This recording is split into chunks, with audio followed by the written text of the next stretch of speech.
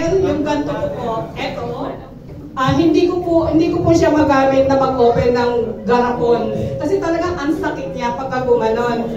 Tapos, hanggang sa, nagsabay po, eto, tsaka eto po. Eto, nag-i-inject na po ako ng steroid. Guys, masakit yun. Every 6 months. Ang gusto po ng doktor, tatanggalin po ito. Hihiwain sana. What? Yes po.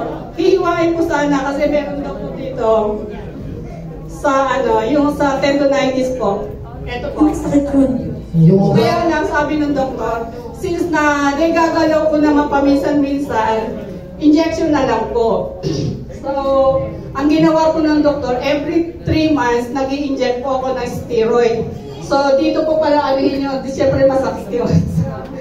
Pero, dahil nga po sa JC Organic Barley natin, nagkasabay po, nabigla na lang, sabi ng doktor, bakit 6 months na, hindi ka pa bumabalik sa akin? Good! Hindi ako nakikipagkamay sa kanila, tinatago ko yung kamay ko kasi pinipisil nila yung kamay ko.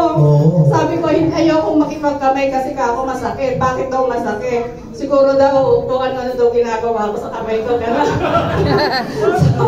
So sabi ko, hindi po talagang masakit. Sabi gano'n. Tapos naramdaman ko na lang, wala na. Hindi ko na siya nararamdaman na